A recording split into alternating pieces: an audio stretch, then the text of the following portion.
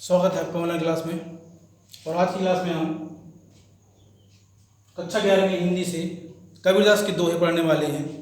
और इसके पहले वीडियो में हम कबीरदास के जो आपके पाठ्यक्रम में 2 पद दिए हैं, एक पद के बारे में पहले बता चुके हैं और आज की क्लास में हम ये दूसरा वाला पद कबीरदास का पढ़ने वाले हैं।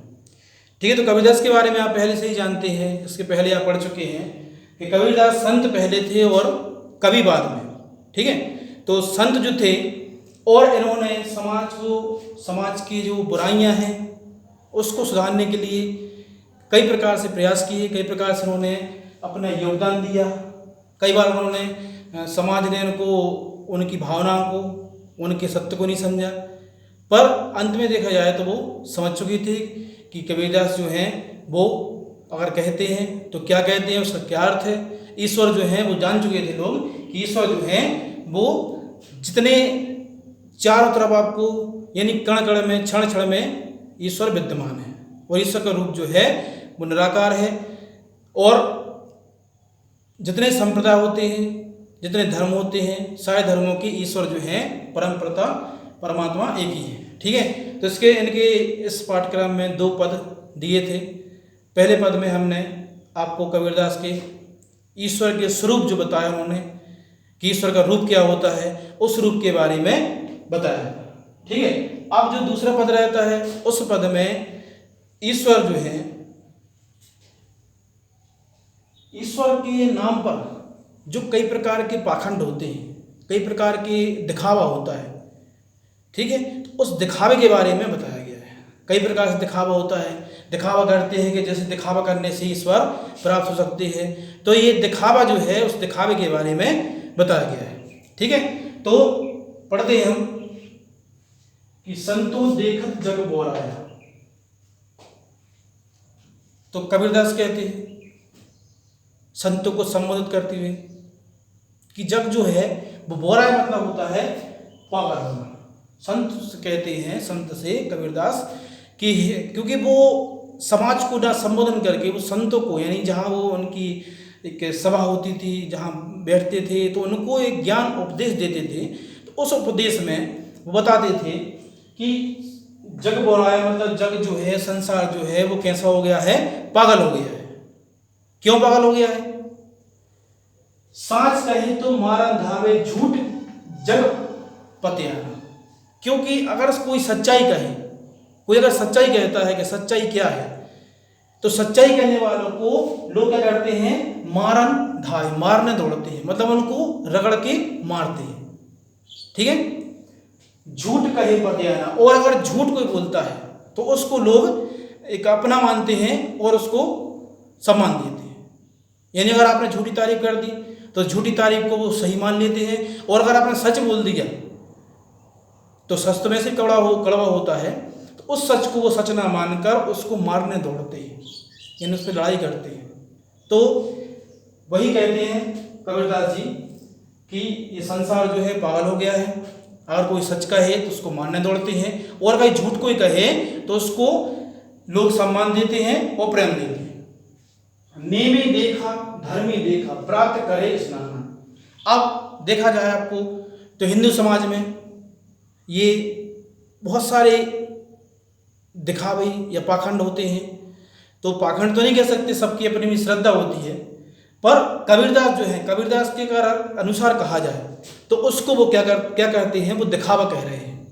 ठीक है, कबीरदास जो है वो हिंदू जो है दिखावा करते हैं, जो क्रियाकलाप करते हैं, जो काम करते हैं, उसको दिखावा कहा गया है। तो कबीरदास कहते हैं कि नेमी देखा जो नियम से करने वाले देखे, धर्मी देखा नीति नियम से चलने वाले देखे, धर्म के अनुसार चलने वाले देखे, यानी धर्म लोग होते हैं उनको भी देखा। प्रातः करे स्नान, जो प्रातः काल होता है यानी सवेरे स्नान करते हैं, उनका मानना रहता है कि अगर सुबह जल्दी उठकर स्नान करेंगे तो ईश्वर की प्राप्ति होगी, या ऐसे बहुत सारे काम होते हैं, तो उनको भी देख लिया। कबीरदास कहते हैं उनको भी देख लिया। आत्म मारी पखा नहीं पूछी। वो कहते हैं कबीरदास कि आत्मा, उन्होंने अपनी आत्मा को मार दिया है, आत्मा को मरा मान लिया है। यानी आत्मा क्या मानते हैं कि आत्मा कुछ नहीं होती, आत्मा को मरा मान लिया है।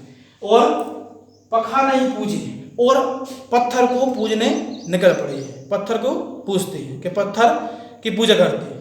ठीक है, तो आत्मा हमारी उन्होंने अपनी आत्मा को मार दिया है और पत्थर को पूजने लगी है। उनमें कुछ नहीं ज्ञान, उनमें कुछ नहीं ज्ञान है, उनमें कोई ज्ञान नहीं है। अगर कोई ऐसा करता है तो उन्होंने अपनी आत्मा को मरा मान लिया है, यानी आत्मा को वो मानते नहीं हैं और उस निर्जीव पत्थर की पूजा करते हैं।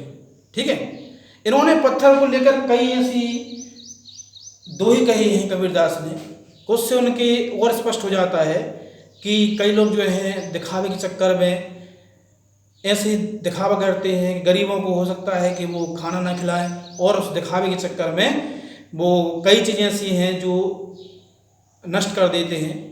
तो उसी को आधार बना के उन्होंने कहा है कि उन्होंने ऐसे लोग जो करते हैं उन्होंने अपनी आत्मा को मरा मान लेते हैं और उस निर्जीव पत्थर की वो पूजा करते हैं। उनमें कछु नहीं ज्ञान, उनमें कोई ज्ञान नहीं होता है, उनमें कछु नहीं ज्ञान है, यानी उनमें कोई ज्ञान नहीं है, उसमें ज्ञान नहीं है जो ऐसा करते हैं। ठीक है, बहुतक देखा पीर वाली पदे पढ़े किताब कुरान, हमने बहुत देखी है पीर वालियाँ। पीर वालियाँ मतलब जो मुस्लिम के जो पंडित लोग रहते हैं उनकी पीर वालियाँ को हमने बहुत देखे हैं, बहुत सुने हैं। और क्या करते हैं, पढ़े किताब कुराना, तो भी क्या करते हैं, कुरान को भी पढ़ते हैं, धार्मिक पुस्तकों पढ़ते हैं, धार्मिक ग्रंथों को पढ़ते हैं। ऐसे कई हमने देखे हैं। कबीरदास कहते हैं हमने ऐसे कई पीर, कई औलिया देखे हैं और उनको सुना। आसन मारी ढिंग धरी बैठे, मन में बहुत गुमान। ऐसे हमने कई लोग भी देखे हैं जो आसन लगाकर बैठ जाते हैं, भगवान का ध्यान करते हैं, तो उनके ध्यान में भगवान तो नहीं आती, ईश्वर तो नहीं आते, जो दिखावा करते हैं।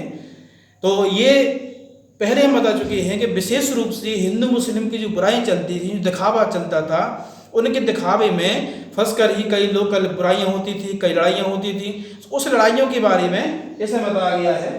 तो हिंदू लोग को कहते हैं कि आसन मारी डिंग धरी बैठे, मन में बहुत गुमान, उनके मन में बहुत अभिमान रहता है। और वो कैसे बैठ रहते हैं, गोदी बनाकर या आसन लगाकर बैठ जाते हैं, ईश्वर का ध्यान करते हैं, तो उनके मन में भी अभिमान रहता है, साथ में ईश्वर का ध्यान भी वो करते रहते हैं। मतलब ये दिखावा है, ऐसे दिखावे से ईश्वर प्राप्त नहीं होता है। ईश्वर को प्राप्त करना है तो उसके लिए आपको सच्चे मन से, ईश्वर कहाँ मिलते हैं, ईश्वर मानव मात्र मिलते हैं। यदि मनुष्य की हम सेवा करें, उनके सेवा भाव रखें, तो ये सारी चीज़ें जो हैं ईश्वर को हम ईश्वर से हमें मिला सकती हैं, ईश्वर का मिलन करा सकते हैं। और आगे देखते हैं हम, पीपर पाथर पूजन लागे तीरथ गर्भ लाना। और देखें हम कि पीपर, उस पीपर यानी मनुष्य को ना पूजकर, मनुष्य की सेवा न करके, गरीबों की सेवा न करके, उस पीपर की पूजा करने के लिए जाते हैं। पीपर पाथर पूजन लागे, पीपर को, पत्थर को, उनको पूजते हैं, यानी उनकी पूजा करते हैं। ठीक है, जिनकी पूजा करने से हमें कुछ नहीं मिलने वाला है। ठीक है, तो उनकी पूजा करते हैं। और तीर्थ गर्भ उड़ाना, तीर्थ यानी जो यहाँ पर आपके आसपास जो हैं, जो असहाय लोग हैं, जो गरीब लोग हैं, उनकी सहायता न करके हम क्या करते हैं, उनकी सहायता न करके तीर्थ जाते हैं, यानी तीर्थ पे जाते हैं, धार्मिक क्षेत्र पे जाते हैं, वहाँ जाकर पुण्य करते हैं, वहाँ जाकर दान करते हैं। जबकि आपके आसपास कई ऐसे लोग गरीब होते हैं जिनको हम दान नहीं करते, तो उनके बारे में कबीरदास ने बताया है। आप देखते हैं आगे कि टोपी पहने माला फेरे छाप तिलक अनुमान। और वो अब जो हिंदू लोग, हिंदू समाज में टोपी पहने माला फेरे, टोपी पहन लेते हैं, माला पहन लेते हैं और माला फेरते रहते हैं, नहीं राम राम कहते रहते हैं, छाप तिलक अनुमान, और एक तिलक भी लगा लेते हैं। ऐसे दिखावा करते हैं जैसे कि वो ईश्वर के सच्चे भक्त हों। ठीक है, तो ईश्वर के सच्चे भक्त हों तो ऐसे दिखावा करते हैं। साखी शब्दी गावत भूले आत्म सबरी न जाना, साखी शब्दी गावत भूले आत्म सबरी न जाना। तो ये जो है वो उस मर्म को कोई नहीं जानता, उस सच्चाई को कोई नहीं जानता, और ये दिखावा करने में ही लगे रहते हैं। ठीक है, तो जो दिखावा करते हैं उस दिखावा के बारे में ही कबीरदास जी बताना चाहते हैं। ठीक है, हिंदू कहे मुहि राम प्यारा, तुर्क कहे रहीमाना। ठीक है। हिंदू कहते हैं मुझे राम प्यारा है, और तुर्क मतलब मुस्लिम लोग कहते हैं मुझे रहीम प्यारा है। यानी दोनों को अपने अपने ईश्वर पे विश्वास रहता है और अपने ईश्वर को की नाम लेकर, ईश्वर की आधार बनाकर कई लड़ाइयाँ कई बुराइयाँ होती हैं, तो वही इसमें बताई गई है। आपस में दुई लड़े करी मुए, मर्म न कोई जाना। मर्म मतलब होता है सच्चाई। तो आपस में दोनों, कई बार ऐसा होता है कि दोनों लड़ते हैं भिड़ते हैं, और सच्चाई को कोई नहीं जानता। कि सच्चाई मतलब ईश्वर जो है वो कहाँ निवास रहते हैं, वो कहाँ निवास करते हैं, वो कौन है, कहाँ पर उनका निवास है, क्या उनका आकार है, क्या उनका रूप है, इस मर्म को न जानकर वो आपस में लड़ते हैं। उनके ही नाम को आधार